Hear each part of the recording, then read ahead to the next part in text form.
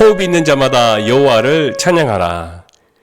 할렐루야. 오늘 또 저희에게 새 새벽을 주시고 저와 여러분이 말씀에 가까이에 또 귀를 기울이게 하신 하나님께 먼저 찬송과 영광을 올려드립니다. 오늘 저와 여러분이 더욱 예수 그리스도의 이 생명의 말씀 가운데, 하나님이 주신 말씀 가운데 더 나아가서 은혜의 강, 그 안에서 영적 물을 마시고 또 기도로 나아가는 귀한 새벽이 되기를 주님의 이름으로 부탁을 드립니다. 오늘 말씀은 역대하 31장 2절에서 10절 말씀입니다. 우리 기쁨의 언덕 교제 말씀 31장 2절에서 10절. 제가 먼저 말씀을 읽겠습니다. 히스기야가 제사장들과 레위 사람들의 반열을 정하고 그들의 반열에 따라 각각 그들의 직임을 행하게 하되 곧 제사장들과 레위 사람들에게 번제와 화목제를 드리며 여호와의 휘장문에서 섬기며 감사하며 찬송하게 하고 또 왕의 제산 중에서 얼마를 정하여 여호와의 율법에 기록된 대로 번제 곧 아침과 저녁의 번제와 안식일과 초하루와 절기의 번제에 쓰게 하고 또 예루살렘에 사는 백성들을 명령하여 제사장들과 레위 사람들의 몫에 음식을 주어 그들에게 여호와의 율법을 힘쓰게 하라 하니라. 왕의 명령이 내리자 곧 이스라엘 자손이 곡식과 포도주와 기름과 꿀과 밭의 모든 소산의 첫 열매들을 풍성히 드렸고 또 모든 것의 11조를 많이 가져왔으며 유다 여러 성읍에 사는 이스라엘과 유다 자손들도 소와 양의 11조를 가져왔고 또 그들의 하나님 여호와께 구별하여 드릴 성물의 11조를 가져왔으며 그것을 쌓아 여러 더미를 이루었는데 셋째 달에 그 더미들을 쌓기 시작하여 일곱째 달에 마친지라. 히스기야와 방백들이 와서 쌓인 더미들을 보고 여호와를 송축하고 그의 백성 이스라엘을 향하여 위하여 축복하니라. 히스기야가 그 더미에 대하여 제사장들과 레위 사람들에게 물으니 사독의 족속 대제사장 아사랴가 그에게 대답하여 이르되 백성이 예물을 여호와의 전에 드리기 시작함부터 우리가 만족하게 먹었으나 남은 것이 많으니 이는 여호와께서 그의 백성에게 복을 주셨음이라. 그 남은 것이 이렇게 많이 쌓였나이다. 하나님의 말씀입니다. 말씀을 주신 하나님께 감사드립니다. 아멘. 우리 말씀 앞에 먼저 기도드리겠습니다. 살아계신 아버지 하나님, 오늘도 하나님의 말씀 안에서 주께서 오늘 이 시대에 우리에게 하고자 하는 그 생명의 말씀, 음성을 기억하고 또 주님의 숨결을 우리가 깨닫고 오늘도 영적으로 우리가 숨을 쉬고 기도하고 살아가게 하여 주시옵소서. 말씀 안에서 주님의 은혜를 붙들고 기도케 하여 주실 줄 믿사오며 모든 것 살아계신 예수님의 이름으로 기도드립니다. 아멘. 며칠 동안 우리는 계속해서 히스기야에 관하여서 말씀을 읽고 있는데요. 오늘 이 성경 말씀은 히스기야가 했던 개혁이라는 주제에 관하여서 오늘 성경 말씀은 시작하고 있습니다. 특별히 우리가 히스기야에 대해서는 조금 더 깊이 생각해 볼 일들이 그 앞에도 있었고 제가 그것을 잠시 여러분과 오늘 이 새벽에 나누도록 하겠습니다.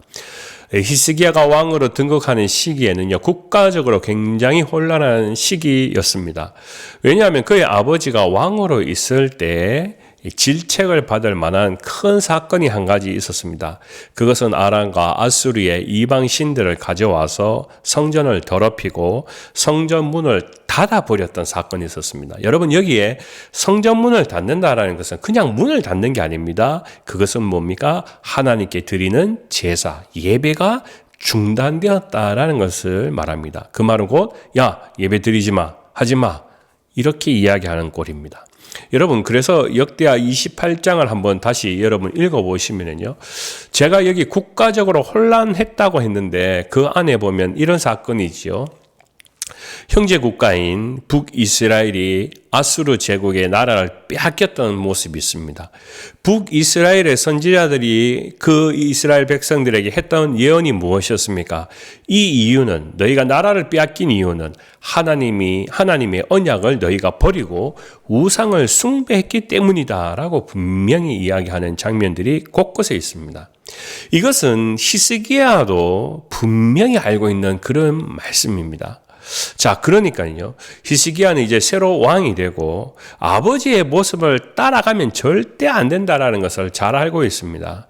아버지처럼 문을 닫았더니 또 북이스라엘이 지금 문제가 무엇입니까? 우상을 숭배한 그 문제였기 때문에 그래서 히스기야는 선군이 되고 싶은 그런 마음을 통하여서 왕위에 등극하고 난 뒤에 내가 어떻게 하면 이 남유다를 잘 지켜갈 수 있을까?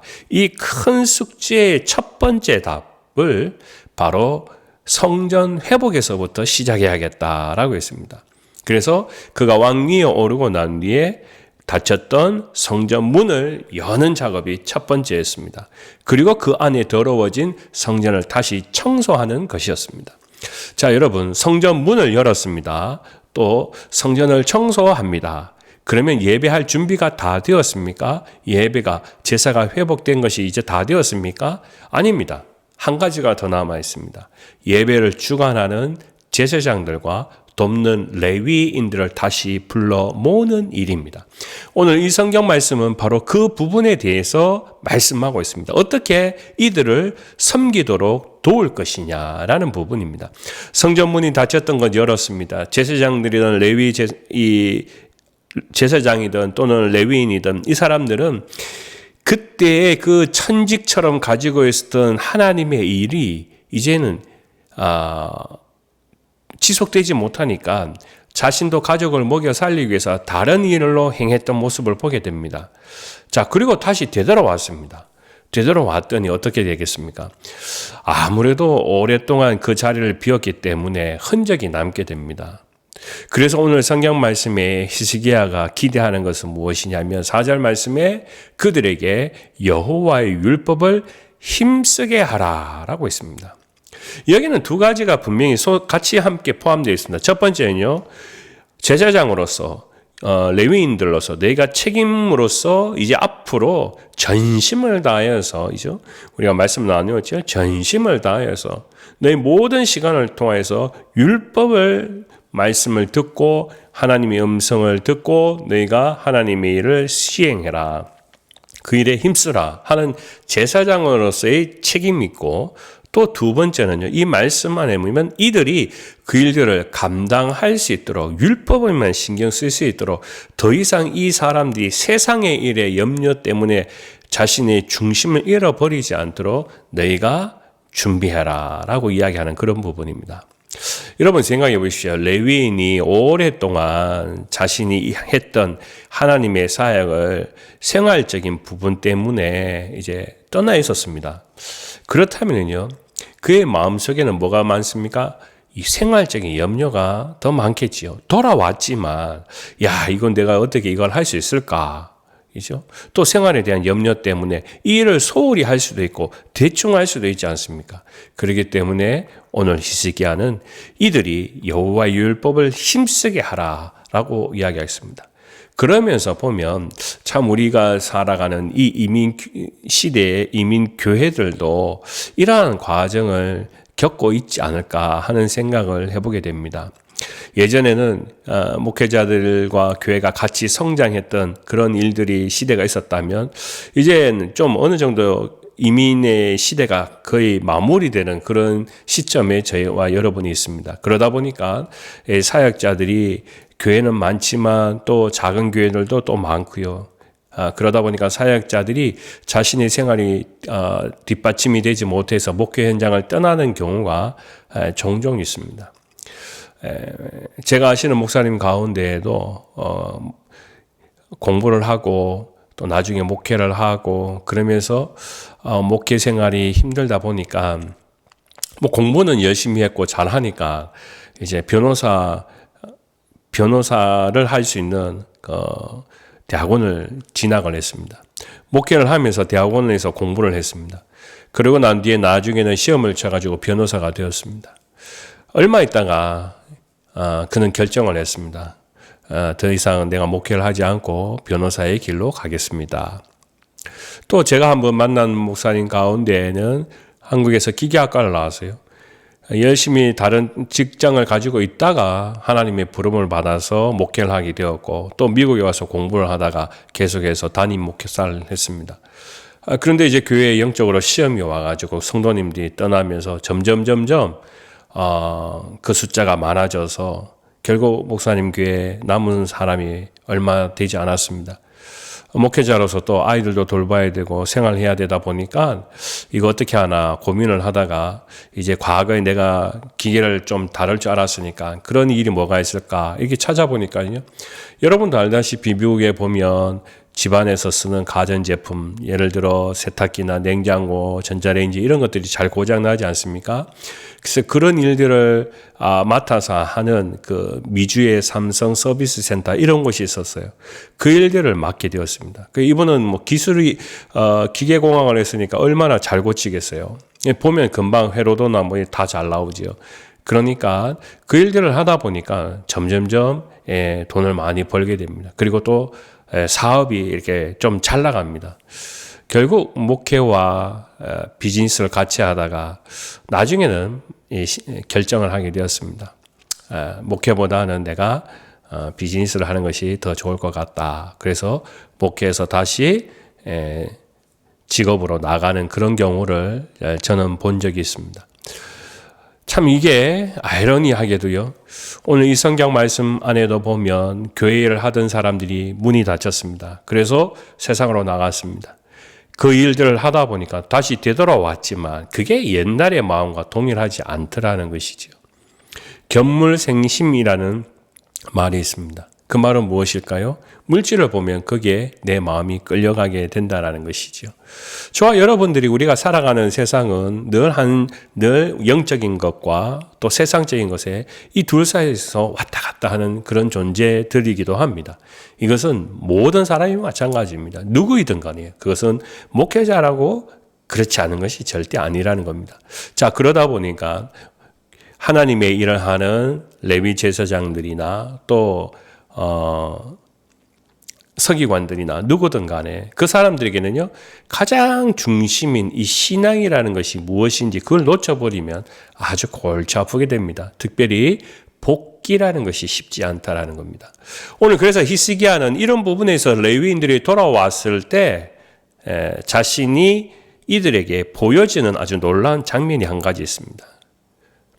3절 말씀에 보면 또 왕의 재산 중에 얼마를 정하여 여호와의 율법에 기록된 대로 번제와 화목제를 드리며 여호와의 휘장 문에서 섬기며 감사하며 찬송하게 하고 이 레위인과 제사장들이 하나님 앞에 예배를 드릴 수 있도록 먼저 히스기야가 백성들에게 그냥 명령만으로서 이야기하는 것이 아니라 자신이 먼저 자신의 재산 중에 일부를 하나님 앞에 드림으로써 이 백성, 특별히 서기관, 이 레위인이나 제사장들이 예배에 집중할 수 있도록 그가 먼저 헌신을 보여줬다라는 것입니다.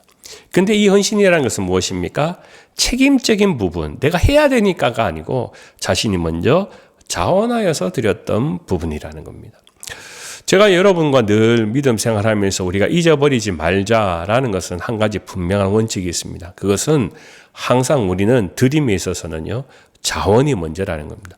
봉사도 헌신도 자원이 먼저라는 겁니다. 그게 오늘 히스기야도 가장 먼저 보여주는 그런 장면이었습니다.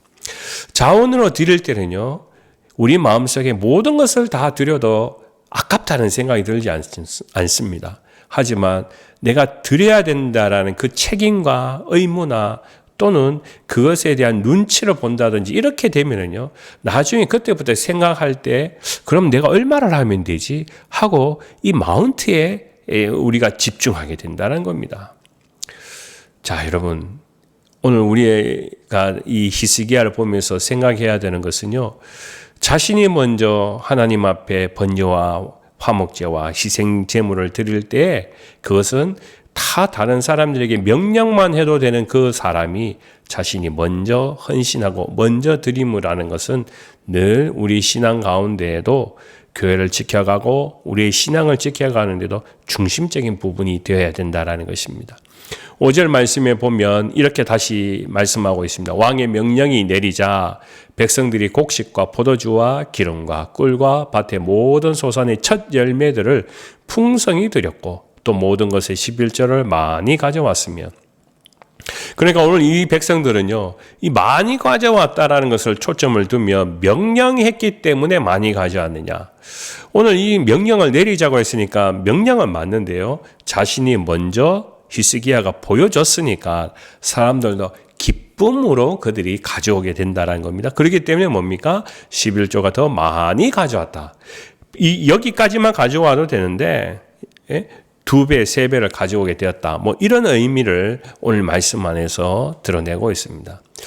저는 얼굴을 보지 못했지만 이들의 얼굴은 어떻다라는 것을 이야기합니까? 제가 상상을 해보면요, 그들이 하나님 앞에 바쳐진 이 마음들은 자원하여서 드리다 보니까 더욱 기쁨이 충만하여 얼굴의 모습도 마찬가지라는 겁니다. 그래서 저도 여러분들도 우리가 하나님 앞에 드립니다라고 이야기할 때는요, 결국 히스기야가 가졌던 그 헌신의 마음, 또 사랑의 마음, 또 자원하는 그 마음을 우리가 생각해 보면 그 다음에 우리가 보여지는 그 증거는 분명하다. 오늘 8절 말씀에 보면 쌓인 더미를 보고 여호와를 송축하고 그의 백성 이스라엘을 향하여 축복하니라. 이것은 히스기야가 보고 놀랐다라는 것을 이야기합니다. 또 오늘 말씀 마지막 절에 보면 아사랴 대제사장이 이렇게 이야기합니다. 이는 여호와께서 그의 백성에게 복을 주셨습니다 라고 말씀하고 있습니다. 오늘 이 성경의 말씀을 통하여서 저는 여러분과 함께 다시 한번 히스기야의 개혁을 통하여서 우리가 늘 예배 가운데 가장 중요한 것은 무엇이냐라고 생각해 본다면요, 그것은 누가 얼마를 드렸냐, 그게 중요한 게 아니라 우리가 어떤 마음으로 드렸냐라는 것이 가장 중요합니다. 그게 뭡니까? 오늘 말씀해 보면 히스기야가 가졌던 하나님 앞에 자원하여서 자신의 마음의 모든 것을 또 자신의 것을 내어놓는 그런 마음, 그것이 백성들의 마음이기도 합니다.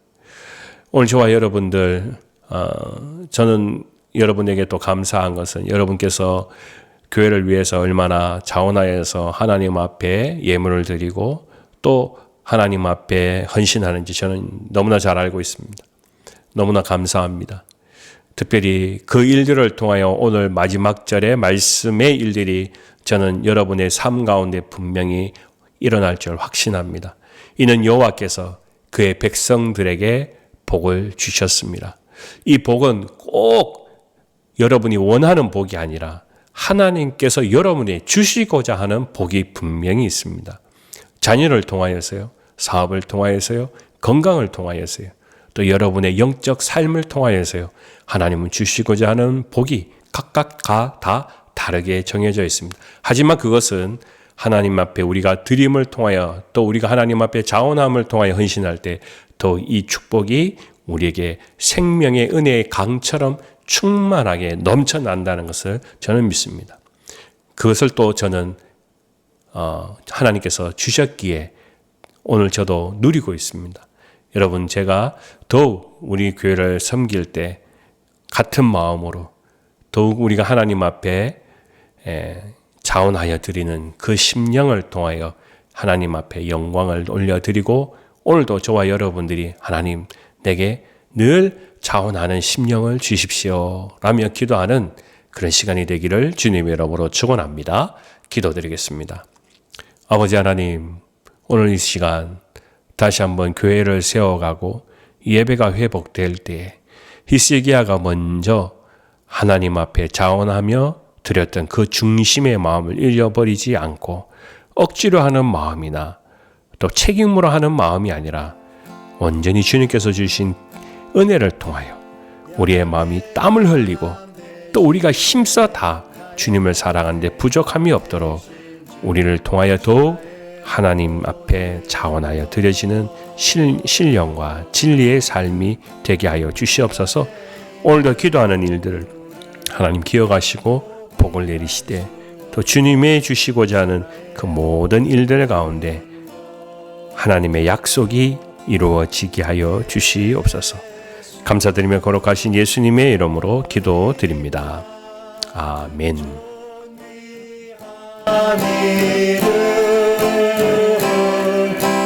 예수 어린 양 존귀한 이름